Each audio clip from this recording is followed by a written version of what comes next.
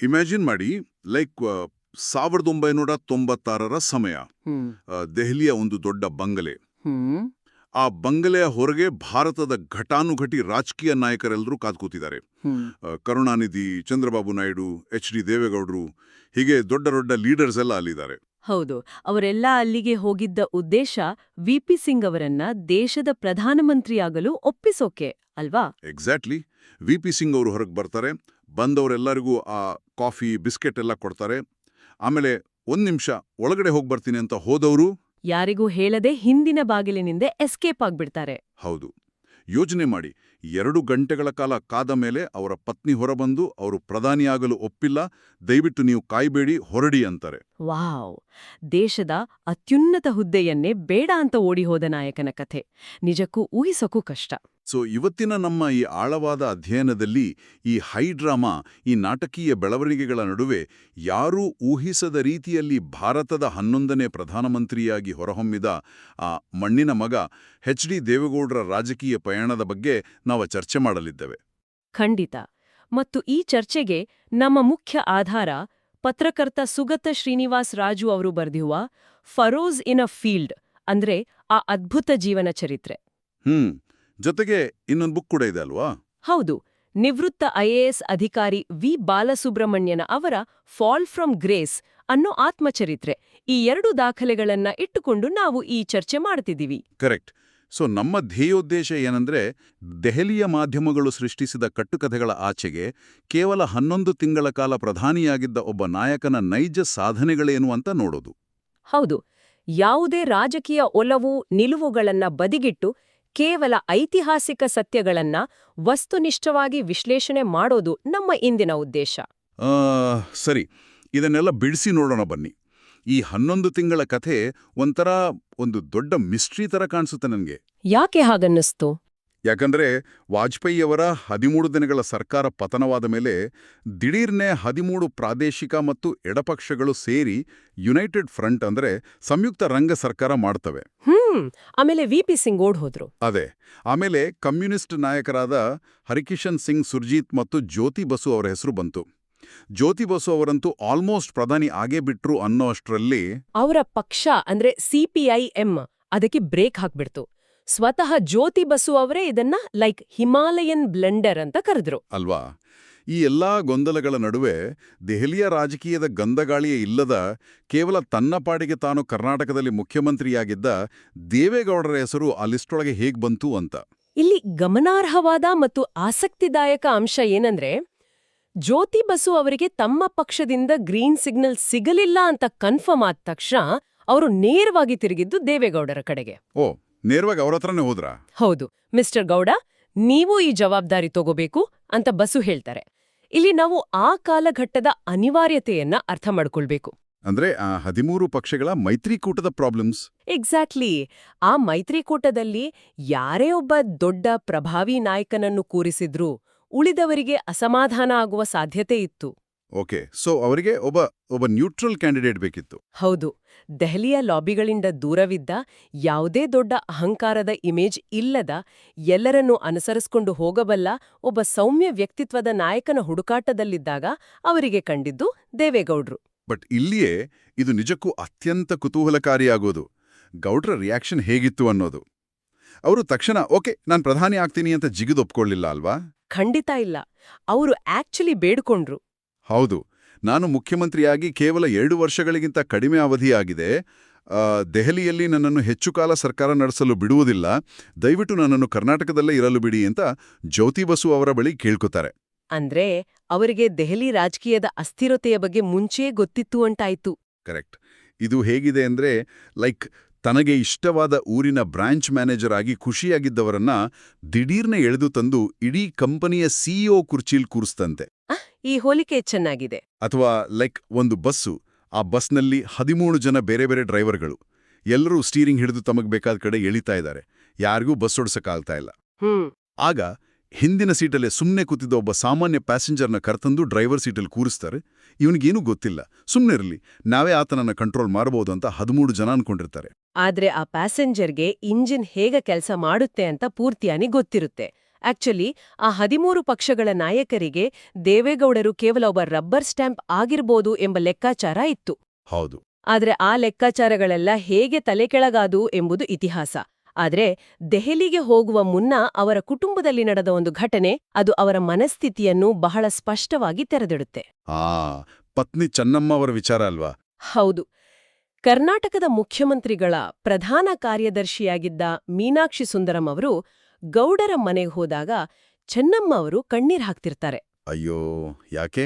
ಅವರು ಇಲ್ಲಿಯೇ ಖುಷಿಯಾಗಿದ್ರು, ದೆಹಲಿಯಲ್ಲಿ ನಮ್ಗ್ಯಾರೂ ಗೊತ್ತಿಲ್ಲ, ಅಲ್ಲಿನ ಭಾಷೆ ಗೊತ್ತಿಲ್ಲ, ನಮ್ಗೆ ಬಹಳ ಭಯವಾಗ್ತಿದೆ ಅಂತ ತಮ್ಮ ಆತಂಕ ತೋಡ್ಕೊಳ್ತಾರೆ. ಆ ಸಮಯದಲ್ಲಿ ಅಲ್ಲಿಗೆ ಬಂದ ದೇವೇಗೌಡರು ಹೇಳಿದ ಆ ಒಂದು ಮಾತು ಅದು ನನಗೆ ತುಂಬಾ ಇಷ್ಟ ಆಯಿತು. ಅದು ಇಡೀ ಅವರ ವ್ಯಕ್ತಿತ್ವವನ್ನೇ ಡಿಫೈನ್ ಮಾಡುತ್ತೆ. ಏನ್ ಹೇಳಿದ್ರು? ಮೀನಾಕ್ಷಿ ಸುಂದರಂ ಅವರಿಗೆ ಅವ್ರು ಹೇಳ್ತಾರೆ, ನಮ್ಮ ಅಧಿಕಾರಾವಧಿ ಹೆಚ್ಚು ಕಾಲ ಇರುವುದಿಲ್ಲ. ನಾವು ಕುಟುಂಬವನ್ನು ಅಲ್ಲಿಗೆ ಕರೆದೊಯ್ಯುವುದಿಲ್ಲ. ನಾನು ಕೇವಲ ಒಂದು ಸೂಟ್ಕೇಸ್ ತೆಗೆದುಕೊಂಡು ಹೋಗುತ್ತೇನೆ ಅಂತ. Wow, just one suitcase. ಹೌದು. ಅಂದ್ರೆ ಆ 13 ಪಕ್ಷಗಳು ಯಾವಾಗ ಬೇಕಾದರೂ ಬೆಂಬಲ ವಾಪಸ್ ಪಡೆಯಬಹುದು ಅನ್ನೋ ಪಕ್ಕಾ ಕ್ಲಾರಿಟಿ ಅವರಿಗಿತ್ತು. ಆದರೂ ಅವರ ರಿಸ್ಕ್ ತೆಗೆದುಕೊಂಡ್ರು. ಬಟ್ ನನಗಿಲ್ಲಿ ಒಂದು ದೊಡ್ಡ ಪ್ರಶ್ನೆ ಕಾಡ್ತಾ ಇದೆ. ಏನು? ಏಕಾಏಕಿ ಪ್ರಧಾನಿಯಾಗುವಡಕ್ಕೆ ಅವರಲ್ಲಿದ್ದ ಆ ಸ್ಪಾರ್ಕ್ ಏನು? ದೆಹಲಿಯಲ್ಲಿ ಕೂತ ತಕ್ಷಣ ದಿಗ್ಗಜ ರಾಜಕಾರಣಿಗಳ ನಡುವೆ ಕೆಲಸ ಮಾಡೋಕೆ ಅವರ ಹಿಂದಿನ ಸಾಧನೆಗಳೇನು? ಇದನ್ನ ಅರ್ಥ ಮಾಡ್ಕೊಳ್ಬೇಕಾದ್ರೆ ನಾವು 1933ರ ಹರದನಹಳ್ಳಿಗೆ ಹೋಗ್ಬೇಕು. ಒಂದು ಅತ್ಯಂತ ಬಡ ಹಿಂದುಳಿದ ಕೃಷಿಕ ಕುಟುಂಬದಲ್ಲಿ ಹುಟ್ಟಿದವರವರು. ಓಕೆ, ಸೊ ಬೇರುಗಳು ಹಳ್ಳಿಯಲ್ಲೇ ಇತ್ತು. ಖಂಡಿತ. ಆದ್ರೆ ಅವರು ಕೇವಲ ರೈತನಾಗಿ ಉಳಿಲಿಲ್ಲ, ಬದಲಾಗಿ ಸಿವಿಲ್ ಇಂಜಿನಿಯರಿಂಗ್ ಡಿಪ್ಲೊಮಾ ಓದಿದ್ರು. ಸಣ್ಣ ಕಾಂಟ್ರಾಕ್ಟರ್ ಆಗಿ ತಮ್ಮ ವೃತ್ತಿ ಜೀವನ ಶುರು ಮಾಡಿದ್ರು. ಅಂದ್ರೆ ಆ ಟೆಕ್ನಿಕಲ್ ನಾಲೆಡ್ಜ್ ಮೊದಲಿಂದಲೇ ಇತ್ತು. ಹೌದು. ಮತ್ತು 1962ರಲ್ಲಿ ಕೇವಲ 28-29ನೇ ವಯಸ್ಸಿನಲ್ಲಿಯೇ ಯಾರಿಗೂ ಅಂಜದೆ ಸ್ವತಂತ್ರ ಶಾಸಕನಾಗಿ ವಿಧಾನಸೌಧದ ಮೆಟ್ಲು ಏರಿದ್ರು. ಇಂಡಿಪೆಂಡೆಂಟ್ ಆಗಿ. ಗ್ರೇಟ್. ಅಲ್ಲಿಂದ ಅವರ ನಿಜವಾದ ಹೋರಾಟ ಶುರುವಾಯಿತು. 1975ರ ತುರ್ತು ಪರಿಸ್ಥಿತಿಯ ಅಂದರೆ ಎಮರ್ಜೆನ್ಸಿಯ ಸಮಯದಲ್ಲಿ ಜೈಲುವಾಸ ಅನುಭವಿಸಿದ್ದು ಅವರ ವ್ಯಕ್ತಿತ್ವವನ್ನು ಸಂಪೂರ್ಣವಾಗಿ ಬದಲಾಯಿಸಿತು. ಹೌದು. ಆ ಜೈಲುವಾಸದ ಬಗ್ಗೆ ಸುಗತ ಶ್ರೀನಿವಾಸರಾಜು ತಮ್ಮ ಪುಸ್ತಕದಲ್ಲಿ ಬಹಳ ಡೀಟೇಲ್ ಆಗಿ ಬರೆದಿದ್ದಾರೆ. ಅವರು ಅಲ್ಲಿ ಸುಮ್ಮನೆ ಟೈಮ್ ಪಾಸ್ ಮಾಡಲಿಲ್ಲ ಅಲ್ವಾ? ಇಲ್ಲವೇ ಇಲ್ಲ. ದಿನವಿಡೀ ಪುಸ್ತಕಗಳನ್ನು ಓದುವುದು, ರಾಷ್ಟ್ರೀಯ ನಾಯಕರ ಜೊತೆ ಚರ್ಚೆ ಮಾಡುವುದು ಅವರ ದಿನಚರ್ಯ ಆಗಿತ್ತು. ಅಂದ್ರೆ ಅಲ್ಲಿಯೇ ಅವರ ಆಲೋಚನಾ ಲಹರಿ ಕೇವಲ ಒಂದು ಕ್ಷೇತ್ರಕ್ಕೆ ಸೀಮಿತವಾಗದೆ ರಾಷ್ಟ್ರೀಯ ಮಟ್ಟಕ್ಕೆ ಬೆಳೆಯಿತು ಅಂತ ಹೇಳಬಹುದು. ಎಕ್ಸಾಕ್ಟ್ಲಿ. ಅದಕ್ಕಿಂತ ಮುಖ್ಯವಾಗಿ ಅವರಿಗೆ ಅಧಿಕಾರದ ವ್ಯಾಮೋಹ ಇಲ್ಲ ಅನ್ನೋದಕ್ಕೆ 87ರ ಘಟನೆ ಒಂದು ಬೆಸ್ಟ್ ಎಕ್ಸಾಂಪಲ್. 87ರಲ್ಲೇನಾಯ್ತು? ಆಗ ಅವರು ರಾಮಕೃಷ್ಣ ಹೆಗ್ಗಡೆ ಅವರ ಸರ್ಕಾರದಲ್ಲಿ ಪ್ರಭಾವಿ ನೀರಾವರಿ ಸಚಿವರಾಗಿದ್ರು. ಆದ್ರೆ ತಾವು ರೂಪಿಸಿದ ನೀರಾವರಿ ಯೋಜನೆಗಳಿಗೆ ಸರ್ಕಾರದಿಂದ ಸಾಕಷ್ಟು ಅನುದಾನ ಸಿಗ್ತಿಲ್ಲ, ಕೃಷಿಕರಿಗೆ ಅನ್ಯಾಯವಾಗುತ್ತಿದೆ ಅನ್ನೋ ಒಂದೇ ಕಾರಣಕ್ಕೆ ರಾಜೀನಾಮೆ ಕೊಟ್ರಾ? ಹೌದು. ಯಾವುದೇ ಮುಲಾಜಿಲ್ಲದೆ ತಮ್ಮ ಸಚಿವ ಸ್ಥಾನಕ್ಕೆ ರಾಜೀನಾಮೆ ಎಸೆದು ಹೊರಬಂದ್ರು. ವಾವ್, ಪವರ್ಗಿಂತ ಪ್ರಿನ್ಸಿಪಲ್ಸ್ ಮುಖ್ಯ ಅಂತ ತೋರಿಸ್ಕೊಟ್ರು. ಆಮೇಲೆ 94ರಲ್ಲಿ ಮುಖ್ಯಮಂತ್ರಿ ಆದಾಗ ಗ್ರಾಮೀಣಾಭಿವೃದ್ಧಿಗೆ ದೊಡ್ಡ ಬಜೆಟ್ ಇಟ್ರು ಅಲ್ವಾ? ಹೌದು. ರೈತಪರ ಯೋಜನೆಗಳಿಗೆ ತುಂಬಾ ಒತ್ತು ನೀಡಿದ್ರು. ಮತ್ತು ಹುಬ್ಬಳ್ಳಿಯ ಈದ್ಗಾ ಮೈದಾನದ ವಿವಾದ ಆಗ ಇಡೀ ರಾಜ್ಯವನ್ನು ಕೋಮುವಾದದ ಬೆಂಕಿಯಲ್ಲಿ ಬೇಯಿಸ್ತಿತ್ತು. ಅದನ್ನ ಬಹಳ ಟ್ಯಾಕ್ಟ್ಫುಲ್ ಆಗಿ ಶಾಂತಿಯುತವಾಗಿ ಬಗೆಹರಿಸಿದ್ರು. ಅವರ ಅಡ್ಮಿನಿಸ್ಟ್ರೇಟಿವ್ ಸ್ಟೇಟ್ಸ್ಗೆ ಸಾಕ್ಷಿ. ಬಟ್ ನನಗೊಂದು ಡೌಟು. ಅವರ ಈ ಸಿವಿಲ್ ಇಂಜಿನಿಯರಿಂಗ್ ಹಿನ್ನೆಲೆ ಅವರ ರಾಜಕೀಯ ನಿರ್ಧಾರಗಳಲ್ಲಿ ವಿಶೇಷವಾಗಿ ನೀರಾವರಿ ಯೋಜನೆಗಳಲ್ಲಿ ಹೇಗೆ ಸಹಾಯ ಮಾಡಿರ್ಬೋದು? ಇದು ಆಕ್ಚುಲಿ ಒಂದು ಒಳ್ಳೆ ಪಾಯಿಂಟ್. ಸಿವಿಲ್ ಇಂಜಿನಿಯರಿಂಗ್ ಅಂದ್ರೆ ಕೇವಲ ಇಟ್ಟಿಗೆ, ಸಿಮೆಂಟ್ ಲೆಕ್ಕಾಚಾರವಲ್ಲ. ಅದೊಂದು ಸ್ಟ್ರಕ್ಚರಲ್ ಥಿಂಕಿಂಗ್, ಅಂದ್ರೆ ರಚನಾತ್ಮಕ ಚಿಂತನೆ. Okay, like problem solving approach. ಹೌದು. ಒಂದು ಸಮಸ್ಯೆಯನ್ನು ನೋಡಿದಾಗ ಅದರ ಮೂಲ ಎಲ್ಲಿದೆ, ಅದಕ್ಕೆ ಯಾವ ಸಂಪನ್ಮೂಲ ಬೇಕು, ಎಷ್ಟು ಸಮಯ ಬೇಕು ಅಂತ ಲಾಜಿಕಲ್ ಆಗಿ ಯೋಚಿಸುವ ಮೆದುಳು ಅದು. ದೇವೇಗೌಡರ ವಿಚಾರದಲ್ಲಿ ಅವರದ್ದು ಕೃಷಿಕನ ಹೃದಯ ಮತ್ತು ಇಂಜಿನಿಯರ್ನ ಮೆದುಳು. ರೈತನ ಮಗನಾಗಿ ಅವರಿಗೆ ಒಂದು ಹನಿ ನೀರಿನ ಬೆಲೆ ಗೊತ್ತಿತ್ತು. ಕರೆಕ್ಟ್. ಮತ್ತು ಅದೇ ನೀರನ್ನ ಹೊಲಗಳಿಗೆ ಹೇಗೆ ತಲುಪಿಸ್ಬೇಕು ಅಂತ ಇಂಜಿನಿಯರ್ ಆಗಿ ಗೊತ್ತಿತ್ತು. ಆ ಕಾಂಬಿನೇಷನ್ ಅವರನ್ನ ಒಬ್ಬ ಅಸಾಧಾರಣ ಆಡಳಿತಗಾರನನ್ನಾಗಿ ಮಾಡಿತು.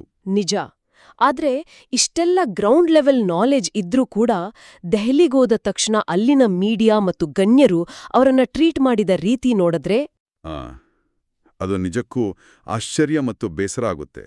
ಶೂದ್ರ ಸಮುದಾಯದಿಂದ ಬಂದ ದಕ್ಷಿಣ ಭಾರತದ ಸ್ವಲ್ಪ ದಪ್ಪನೆಯ ಉಚ್ಚಾರಣೆಯ ಇಂಗ್ಲಿಷ್ ಮಾತನಾಡುವ ಗೌಡರನ್ನ ಆ ನ್ಯೂಟನ್ಸ್ ಮೀಡಿಯಾ ಲೇವಡಿ ಮಾಡ್ತು. ಹೌದು, ದೆಹಲಿಯ ಆ ಎಲೈಟ್ ವಲಯದ ಜಾತಿ ಮತ್ತು ವರ್ಗದ ತಾರತಮ್ಯ ಅದು. ಎಷ್ಟರ ಮಟ್ಟಿಗೆ ಅಂದ್ರೆ ಸುನೀಲ್ ಖಿಲ್ನಾನಿ ಅವರಂತಹ ಪ್ರಸಿದ್ಧ ಇತಿಹಾಸಕಾರರು ಕೂಡ ತಮ್ಮ ಪುಸ್ತಕದಲ್ಲಿ ಹಿಂದಿ ಮತ್ತು ಇಂಗ್ಲಿಷ್ ಎರಡೂ ಬರೆದ ಮೊದಲ ಪ್ರಧಾನಿ ಅಂತ ಯಾವುದೇ ಫ್ಯಾಕ್ಟ್ ಚೆಕ್ ಮಾಡದೆ ಬರೆದುಬಿಟ್ರು. ಇದು ಆಕ್ಚುಲಿ ಒಂದು ಕ್ಲಾಸಿಕ್ ಎಕ್ಸಾಂಪಲ್. ಸುಗತ ಶ್ರೀನಿವಾಸರಾಜು ಅವರು ತಮ್ಮ ಪುಸ್ತಕದಲ್ಲಿ ಈ ತಪ್ಪು ಗ್ರಹಿಕೆಯನ್ನು ಬಲವಾದ ಆಧಾರಗಳೊಂದಿಗೆ ಒಡೆದಾಕ್ತಾರೆ. ಆಕ್ಚುಲಿ ಅವರಿಗೆ ಇಂಗ್ಲಿಷ್ ನಾಲೆಡ್ಜ್ ಚೆನ್ನಾಗಿತ್ತಲ್ವಾ? ಖಂಡಿತ. ದೇವೇಗೌಡರಿಗೆ ಆಡಳಿತಾತ್ಮಕ ಇಂಗ್ಲಿಷ್ ಭಾಷೆಯ ಮೇಲೆ ಅತ್ಯುತ್ತಮ ಹಿಡಿತವಿತ್ತು. ಅವರೇನು ಆಕ್ಸ್ಫರ್ಡ್ ಯೂನಿವರ್ಸಿಟಿಯಲ್ಲಿ ಇಂಗ್ಲಿಷ್ ಲಿಟರೇಚರ್ ಪಾಠ ಮಾಡಬೇಕಾಗಿರ್ಲಿಲ್ಲ ಅಲ್ವಾ? ಹೌದು. ಕಡತಗಳನ್ನು ಓದಿ ಅರ್ಥ ಮಾಡಿಕೊಳ್ಳೋಕೆ ಎಷ್ಟು ಬೇಕೋ ಅಷ್ಟು ಖಂಡಿತ ಇತ್ತು. ಅದೇ, ಕೇವಲ ಭಾಷೆಯ ಉಚ್ಚಾರಣೆಯನ್ನು ಇಟ್ಕೊಂಡು ಒಬ್ಬ ನಾಯಕನ ಬೌದ್ಧಿಕ ಮಟ್ಟವನ್ನು ಅಳೆಯುವುದು ದೆಹಲಿಯ ಗಣ್ಯಲ ಅಹಂಕಾರವನ್ನು ತೋರಿಸುತ್ತದೆಯೇ ಹೊರತು ಗೌಡರ ದೌರ್ಬಲ್ಯವನ್ನಲ್ಲ. ಬಟ್ ಒಂದು ನಿಮಿಷ, ನಾವು ಅವರನ್ನ ತುಂಬಾ ಗ್ಲೋರಿಫೈ ಮಾಡ್ತಾ ಇದೀವಾ? ಯಾಕೆ? ಯಾಕಂದ್ರೆ ಆಗಿನ ದೆಹಲಿಯ ಮೀಡಿಯಾಗಳು ಪ್ರತಿದಿನ ಪೇಪರ್ಗಳಲ್ಲಿ, ನ್ಯೂಸ್ಗಳಲ್ಲಿ ಅವರನ್ನ ಸ್ಲೀಪಿಂಗ್ PM ಅಂದ್ರೆ ನಿದ್ರಿಸುವ ಪ್ರಧಾನಿ ಅಂತ ರೇಗಿಸ್ತಾ ಇದ್ವು. ಸಭೆಗಳಲ್ಲಿ ಅವರು ಕಣ್ಣು ಮುಚ್ಕೊಂಡು ಕೂತಿರೋ ಫೋಟೋಗಳು ವೈರಲ್ ಆಗ್ತಾ ಇದ್ವು. ಇದನ್ನ ಹೇಗೆ ಅರ್ಥ ಮಾಡ್ಕೊಳ್ಳೋದು ನಾವು? ಆ ಸ್ಲೀಪಿಂಗ್ PM ಅನ್ನೋದು ಸಂಪೂರ್ಣವಾಗಿ ಒಂದು PR ಮ್ಯಾನಿಪ್ಯುಲೇಷನ್. ಮೂಲಗಳ ಪ್ರಕಾರ ಮತ್ತು ಅವರ ಜೊತೆ ಕೆಲಸ ಮಾಡಿದ ಹಿರಿಯ ಅಧಿಕಾರಿಗಳ ಹೇಳಿಕೆಗಳ ಪ್ರಕಾರ ವಾಸ್ತವ ಬೇರೆದೇ ಇತ್ತು. ಓ, ವಾಸ್ತವ ಬೇರೆ ಇತ್ತಾ? ಅಂದ್ರೆ ಅವರು ನಿದ್ದೆ ಮಾಡ್ತಿರ್ಲಿಲ್ವಾ? ಇಲ್ಲ, ಅವರಿಗೆ ಒಂದು ನಿರ್ದಿಷ್ಟ ವೈದ್ಯಕೀಯ ಸಮಸ್ಯೆ ಇತ್ತು, ಅಥವಾ ದೀರ್ಘಕಾಲದ ಸಭೆಗಳಲ್ಲಿ ಅವರು ಕಣ್ಣು ಮುಚ್ಚಿ ಏಕಾಗ್ರತೆಯಿಂದ ಆಲಿಸ್ತಾ ಇದ್ರು. ಆದ್ರೆ ಅವರು ಕಣ್ಣು ಮುಚ್ಚಿದ್ರೂ ಚರ್ಚೆಯಾಗುತ್ತಿರುವ ಪ್ರತಿಯೊಂದು ಸಣ್ಣ ವಿಷಯವೂ ಅವರ ತಲೆಗೆ ಹೋಗ್ತಾ ಇತ್ತು. ವಾವ್, ಅಂದ್ರೆ ಫುಲ್ ಫೋಕಸ್ಡ್ ಆಗಿದ್ರು. ಹೌದು. ಸಭೆಯ ಕೊನೆಯಲ್ಲಿ ಅವರು ಕಣ್ಣು ಬಿಟ್ಟು ಚರ್ಚೆಯಾದ ಪ್ರತಿಯೊಂದು ಅಂಶವನ್ನು ಕ್ರೋಢೀಕರಿಸಿ ಅತ್ಯಂತ ನಿಖರವಾದ ನಿರ್ಧಾರಗಳನ್ನು ತಗೊಳ್ತಿದ್ರು. ಅಧಿಕಾರಿಗಳು ಆಕ್ಚುಲಿ ದಂಗಾಗ್ತಿದ್ರು. ಆದರೆ ಮೀಡಿಯಾ ಮಾತ್ರ ಕೇವಲ ಕಣ್ಣು ಮುಚ್ಚಿರುವ ಫೋಟೋಗಳನ್ನ ಮಾತ್ರ ಹಾಕಿ ಆ ಸಭೆಯ ನಂತರ ಅವರು ತೆಗೆದುಕೊಂಡ ಕ್ರಾಂತಿಕಾರಿ ನಿರ್ಧಾರಗಳ ಬಗ್ಗೆ ಜನರಿಗೆ ಹೇಳಲೇ ಇಲ್ಲಲ್ವಾ? ಎಕ್ಸಾಕ್ಟ್ಲಿ. ಅದೇ ಆ ಲುಟ್ಯನ್ಸ್ ಮೀಡಿಯಾದ ಪ್ರಾಬ್ಲಮ್. ಸೊ ಆ ಕ್ರಾಂತಿಕಾರಿ ನಿರ್ಧಾರಗಳ ಬಗ್ಗೆಯೇ ನಾವೀಗ ಮಾತಾಡಬೇಕು. ಕೇವಲ 11 ತಿಂಗಳು ಅಧಿಕಾರದಲ್ಲಿದ್ದ ಪ್ರಧಾನಿ ಏನೆಲ್ಲ ಮಾಡ್ಬೋದು ಅಂತ. ಮೊದಲನೇದಾಗಿ ಕಾಶ್ಮೀರ. ಕಾಶ್ಮೀರದ ಇಶ್ಯೂ. ದೆಹಲಿಯ ಎಲೈಟ್ ರಾಜಕಾರಣಿಗಳು ಕಾಶ್ಮೀರದ ಹೆಸರೆತ್ತಿದ್ರೆ ಭಯಪಡ್ತಿದ್ದ ಕಾಲ ಅದು. 91ರಿಂದ 96ರವರೆಗೆ 5 ವರ್ಷ ಯಾವೊಬ್ಬ ಪ್ರಧಾನಿಯೂ ಕಾಶ್ಮೀರಕ್ಕೆ ಕಾಲಿಟ್ಟಿರಲಿಲ್ಲ. ಹೌದು, ಅಲ್ಲಿ ಸಂಪೂರ್ಣ ರಾಷ್ಟ್ರಪತಿ ಆಡಳಿತ, ಉಗ್ರವಾದ ಇತ್ತು. ಆದರೆ ದೇವೇಗೌಡರು ಪ್ರಧಾನಿಯಾದ ಕೇವಲ 11 ತಿಂಗಳಲ್ಲಿ 4 ಬಾರಿ ಕಾಶ್ಮೀರಕ್ಕೆ ಭೇಟಿ ನೀಡ್ತಾರೆ. ಬುಲೆಟ್ ಪ್ರೂಫ್ ಗ್ಲಾಸ್ ಇಲ್ಲದೆ ಜನರ ಮಧ್ಯೆ ನಿಂತು ಮಾತಾಡ್ತಾರೆ. ಅಲ್ಲಿ ಎಲೆಕ್ಷನ್ ನಡೆಯುವಂತೆ ಮಾಡ್ತಾರೆ. ಇದು ಒಂದು ಪ್ರಮುಖ ಪ್ರಶ್ನೆಯನ್ನು ಹುಟ್ಟುಹಾಕುತ್ತದೆ. ಅವರಿಗೆ ದೆಹಲಿಯ ರಾಜಕೀಯದ ಹಿನ್ನೆಲೆ ಇಲ್ಲದಿರುವುದೇ ಒಂದು ಸೂಪರ್ ಪವರ್ ಆಗಿ ಕೆಲಸ ಮಾಡೀತೇ ಅಂತ. ಹೌದಲ್ವಾ? ಲಾಬಿಗಳಿಗೆ ಮಣಿಯುವ ಅವಶ್ಯಕತೆ ಇರಲಿಲ್ಲ. ಹೌದು. ದೆಹಲಿಯ AC ರೂಮುಗಳಲ್ಲಿ ಕೂತು ರಾಜಕಾರಣ ಮಾಡೋವರಿಗೆ ಕಾಶ್ಮೀರದ ಜನರ ನೋವು ಅರ್ಥವಾಗುತ್ತಿರಲಿಲ್ಲ.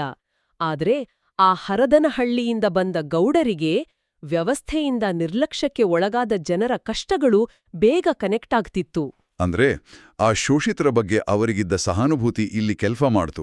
ಕರೆಕ್ಟ್. ಅದೇ ಸಹಾನುಭೂತಿಯಿಂದ ಅವರು ಈಶಾನ್ಯ ರಾಜ್ಯಗಳಿಗೂ ಭೇಟಿ ನೀಡಿದ್ರು. ಅಲ್ಲಿನ ಮೂಲಸೌಕರ್ಯಗಳ ಅಭಿವೃದ್ಧಿಗೆ ಸಾವಿರಾರು ಕೋಟಿ ಪ್ಯಾಕೇಜ್ ಘೋಷಿಸಿದ್ರು ಮತ್ತು ಬಂಡುಕೋರರೊಂದಿಗೆ ಮಾತುಕತೆಗೆ ವೇದಿಕೆ ಸಿದ್ಧಪಡಿಸಿದ್ರು. ನಿಜಕ್ಕೂ ಅಮೇಜಿಂಗ್. ಬರೀ ದೇಶದೊಳಗಿನ ಸಮಸ್ಯೆಗಳು ಮಾತ್ರವಲ್ಲ, ಅಂತಾರಾಷ್ಟ್ರೀಯ ಮಟ್ಟದಲ್ಲೂ ಅವರು ಬಿಡಿಸಿದ ಒಂದು ದೊಡ್ಡ ಗಂಟು ಅಂದ್ರೆ ಬಾಂಗ್ಲಾದೇಶದ ಜೊತೆಗಿನ ಫರಕ್ಕಾ ಜಲ ಒಪ್ಪಂದ. ಫರಕ್ಕಾ ವಾಟರ್ ಟ್ರೀಟಿ, ಅದು ತುಂಬಾ ಕಾಂಪ್ಲೆಕ್ಸ್ ಆಗಿತ್ತು ಅಲ್ವಾ? ತುಂಬನೇ ಕಾಂಪ್ಲೆಕ್ಸ್. ಗಂಗಾ ನದಿಯ ನೀರು ಭಾರತದಿಂದ ಬಾಂಗ್ಲಾದೇಶಕ್ಕೆ ಹರಿಯುತ್ತೆ.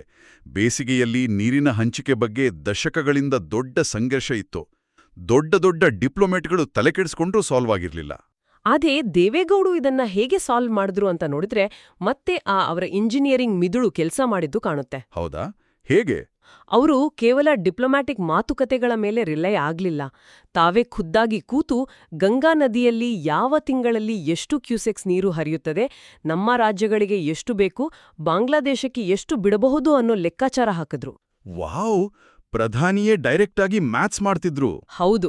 ಅವರ ಈ ತಾಂತ್ರಿಕ ಜ್ಞಾನ ಮತ್ತು ಪ್ರಾಮಾಣಿಕತೆಯನ್ನ ಕಂಡು ಬಾಂಗ್ಲಾದೇಶದ ಪ್ರಧಾನಿ ಶೇಖ್ ಹಸೀನಾ ಅವರು ಇವರ ಮೇಲೆ ಸಂಪೂರ್ಣ ನಂಬಿಕೆ ಇಟ್ರು. ಸೊ ದಶಕಗಳ ವಿವಾದ ಕೇವಲ ಕೆಲವೇ ತಿಂಗಳುಗಳಲ್ಲಿ ಬಗೆಹರಿಯಿತು. ಎಕ್ಸಾಕ್ಟ್ಲಿ. ಐತಿಹಾಸಿಕ ಒಪ್ಪಂದಕ್ಕೆ ಸಹಿ ಬಿತ್ತು. ಇನ್ನು ಇವತ್ತು ನಾವೆಲ್ಲರೂ ಬಹಳ ಹೆಮ್ಮೆಯಿಂದ ಮಾತಾಡುವ ಮಾಹಿತಿ ಹಕ್ಕು ಕಾಯ್ದೆ ಅಂದ್ರೆ RTI, ಭ್ರಷ್ಟಾಚಾರದ ವಿರುದ್ಧದ ಲೋಕ್ಪಾಲ್ ಬಿಲ್ ಮತ್ತು ಮಹಿಳಾ ಮೀಸಲಾತಿ ಮಸೂದೆ ಇವೆಲ್ಲವೂ ಹುಟ್ಟಿದ್ದೇ ಆ 11 ತಿಂಗಳಲ್ಲಿ.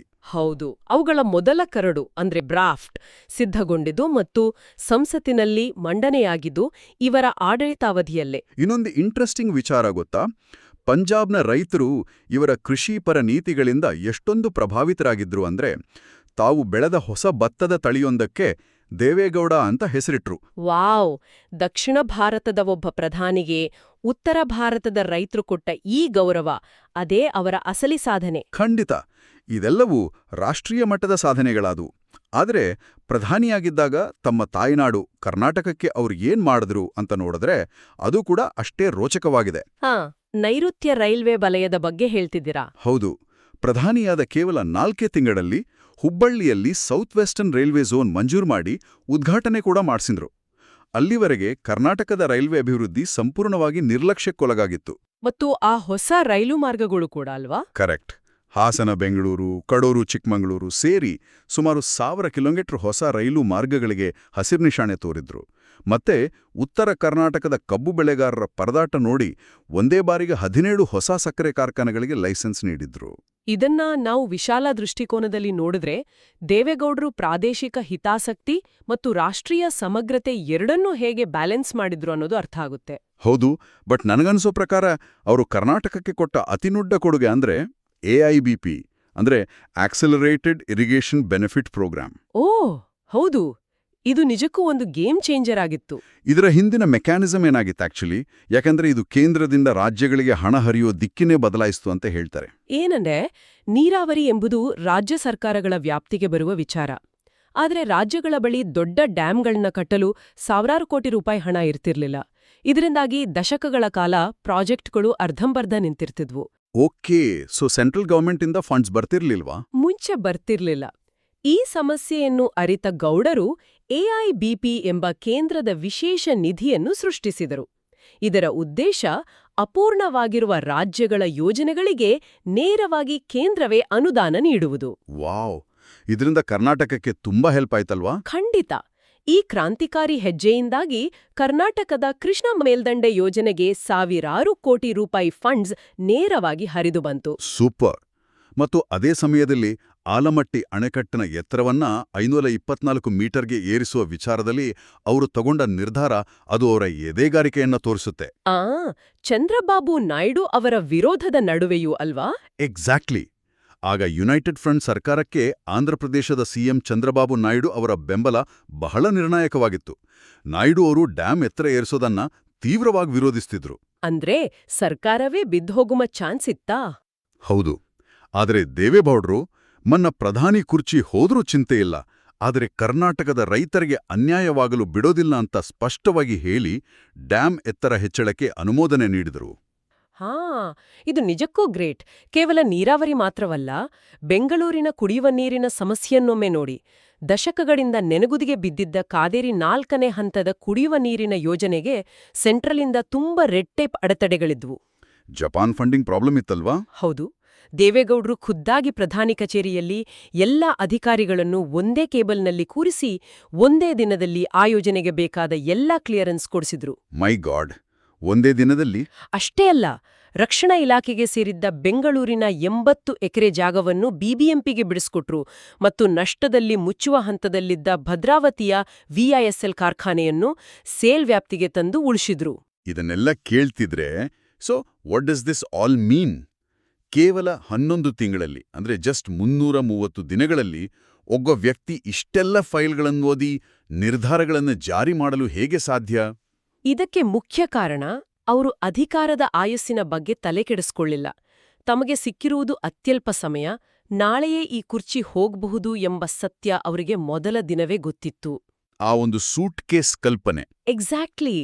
ಆ ಅರಿವು ಇದ್ದಿದ್ರಿಂದಲೇ ಅವರು ಭವಿಷ್ಯದ ರಾಜಕೀಯ ಲೆಕ್ಕಾಚಾರಗಳನ್ನು ಮಾಡ್ತಾ ಕೂರ್ದೆ ಕೇವಲ ಜನರ ಕೆಲಸಗಳನ್ನು ವೇಗವಾಗಿ ಮುಗಿಸುವತ್ತ ಗಮನಹರಿಸಿದ್ರು. ನಿಜ. ನಿವೃತ್ತ IAS ಅಧಿಕಾರಿ ವಿ ಬಾಲಸುಬ್ರಹ್ಮಣ್ಯನವರು ತಮ್ಮ ಬುಕ್ನಲ್ಲಿ ಗೌಡ್ರ ಬಗ್ಗೆ ಬರೆದಿರುವ ಮಾತುಗಳು ಇಲ್ಲಿ ಉಲ್ಲೇಖಾರ್ಹ. ಅವರು ವ್ಯವಸ್ಥೆಯ ಲೋಪಗಳ ಬಗ್ಗೆ ಕಟುವಾಗಿ ಬರೆಯುವ ಅಧಿಕಾರಿ ಅಲ್ವಾ? ಹೌದು. ಅಂಥವ್ರು ದೇವೇಗೌಡ್ರನ್ನ ರಾಜಕೀಯದಲ್ಲಿ ಒಬ್ಬ ಸ್ಟ್ರೇಟ್ ಮ್ಯಾನ್ ಅಂದ್ರೆ ನೇರ ಮನುಷ್ಯ ಅಂತ ಶ್ಲಾಘಿಸಿದ್ದಾರೆ. ಗೌಡ್ರು ಅಧಿಕಾರಿಗಳನ್ನ ಗೌರವಿಸ್ತಿದ್ರು, ಸಲಹೆಗಳನ್ನ ಆಲಿಸ್ತಿದ್ರು ಅಂತ ಸ್ಪಷ್ಟಪಡಿಸಿದ್ದಾರೆ. ಆ ಮಾತು 100ಕ್ಕೆ 100 ಸತ್ಯ. ನೋಡಿ, ಅವರ ರಾಜಕೀಯ ಜೀವನ 70 ವರ್ಷಗಳಿಗೂ ಮೀರಿದ್ದು. ಪ್ರಧಾನಿ ಹುದ್ದೆಯಿಂದ ಕೆಳಗಿಳಿದ ನಂತರವೂ ಅವರು ಸುಮ್ಮನಾಗ್ಲಿಲ್ಲ. 99ರಲ್ಲಿ JDS ಸ್ಥಾಪನೆ ಮಾಡಿದ್ರು. ಹೌದು, ಮತ್ತು ನಿರಂತರವಾಗಿ ರೈತರ, ತಳ ಸಮುದಾಯದ ಪರವಾಗಿ ಧ್ವನಿಯಾಗಿಯೇ ಉಳಿದ್ರು. ಇಷ್ಟೆಲ್ಲ ಉನ್ನತ ಸ್ಥಾನಗಳನ್ನ ಏರಿದ್ರೂ ಅವರ ಮೇಲೆ ಯಾವುದೇ ವೈಯಕ್ತಿಕ ಭ್ರಷ್ಟಾಚಾರದ ಕಪ್ಪು ಚುಕ್ಕೆ ಇಲ್ಲದಿರುವುದು ಅವರ ಪ್ರಾಮಾಣಿಕತೆಗೆ ಸಾಕ್ಷಿ. ಅದ್ಭುತವಾದ ಪಯಣ ಇದು. ನಾವು ಇವತ್ತಿನ ಈ ಚರ್ಚೆಯ ಕೊನೆಯ ಘಟ್ಟಕ್ಕೆ ಬಂದಿದ್ದೇವೆ. ಈ ಎಲ್ಲ ಮೂಲಗಳನ್ನ ಅವಲೋಕಿಸಿದಾಗ ನಮಗೆ ಅರ್ಥವಾಗುವ ಒಂದು ದೊಡ್ಡ ಸತ್ಯ ಏನಂದ್ರೆ, ಅವರು ಕೇವಲ ಆಕ್ಸಿಡೆಂಟಲ್ PM ಆಗಿರ್ಲಿಲ್ಲ. ಹೌದು, ಅವರು ಭಾರತ ಕಂಡ ಅತ್ಯಂತ ಎಫೆಕ್ಟಿವ್ ಪ್ರಧಾನಿಗಳಲ್ಲಿ ಒಬ್ಬರಾಗಿದ್ರು. ದೆಹಲಿಯ ಮಾಧ್ಯಮಗಳು ಅವರ ಇಮೇಜನ್ನ ಹೇಗೆ ಬೇಕಾದರೂ ಬಿಂಬಿಸಿರಬಹುದು, ಆದರೆ ಇತಿಹಾಸ ಅವರ ನಿಜವಾದ ಕೆಲಸವನ್ನ ಮರೆಮಾಚಲು ಸಾಧ್ಯವಿಲ್ಲ. ನಿಜ. ಇತಿಹಾಸ ಒಬ್ಬ ನಾಯಕನನ್ನ ಆತ ಮಾತನಾಡಿದ ಭಾಷೆಯಿಂದ ಅಳೆಯುವುದಿಲ್ಲ, ಬದಲಾಗಿ ಆತ ತಂದ ಬದಲಾವಣೆಗಳಿಂದ ಅಳೆಯುತ್ತೆ. ಅವರ ಆಡಳಿತಾವಧಿ ಸಣ್ಣದಿರಬಹುದು, ಆದ್ರೆ ಹೆಜ್ಜೆಗುರುತುಗಳು ಆಳವಾಗಿವೆ. ಮುಕ್ತಾಯಗೊಳಿಸುವ ಮುನ್ನ ಕೇಳುಗರಿಗೆ ಒಂದು ಆಳವಾದ ಪ್ರಶ್ನೆಯನ್ನ, ಒಂದು ಯೋಚನೆಗೆ ಹಚ್ಚುವ ವಿಚಾರವನ್ನ ಬಿಟ್ಟು ಹೋಗ್ತಿದ್ದೀನಿ. ಖಂಡಿತ ಹೇಳಿ. ಇಂದಿನ ರಾಜಕೀಯ ವ್ಯವಸ್ಥೆಯನ್ನ ಒಮ್ಮೆ ಗಮನಿಸಿ. ಎಲ್ಲವೂ ಕೋಟ್ಯಾಂತರ ರೂಪಾಯಿಗಳ ಬಂಡವಾಳ, ದೊಡ್ಡ ದೊಡ್ಡ PR ಏಜೆನ್ಸಿಗಳು, ಇಮೇಜ್ ಮ್ಯಾನೇಜ್ಮೆಂಟ್ ಮೇಲೆ ನಡೀತಿದೆ. ಹೌದು, ಪೂರ್ತಿ ಸೋಷಿಯಲ್ ಮೀಡಿಯಾ ಅಬ್ಬರ. ಇಂತಹ ಇಂದಿನ ಕೃತಕ ರಾಜಕೀಯ ಯುಗದಲ್ಲಿ ಯಾವುದೇ ಇಂಗ್ಲಿಷ್ ಅಥವಾ ಹಿಂದಿ ವಾಕ್ಚಾತುರ್ಯವಿಲ್ಲದ, ದೊಡ್ಡ ಮಾಧ್ಯಮಗಳ ಬೆಂಬಲವಿಲ್ಲದ, ಕೇವಲ ಹರದನಹಳ್ಳಿಯ ಕೆಸರು ಗದ್ದೆಯ ಅನುಭವ ಮತ್ತು ಒಂದು ಸೂಟ್ಕೇಸ್ ಹಿಡಿದುಕೊಂಡು ಪ್ರಧಾನಿಯಾಗುವಂಥ ಘಟನೆ ಭವಿಷ್ಯದಲ್ಲಿ ಎಂದಾದರೂ ಮರುಕಳಿಸಲು ಸಾಧ್ಯವೇ? ಎಕ್ಸಾಕ್ಟ್ಲಿ. ಈ ಬಗ್ಗೆ ಆಳವಾಗಿ ಯೋಚಿಸಿ. ಮುಂದಿನ ವಿಶೇಷ ಚರ್ಚೆಯಲ್ಲಿ ಮತ್ತೊಂದು ಕುತೂಹಲಕಾರಿ ವಿಷಯದೊಂದಿಗೆ ಭೇಟಿಯಾಗೋಣ.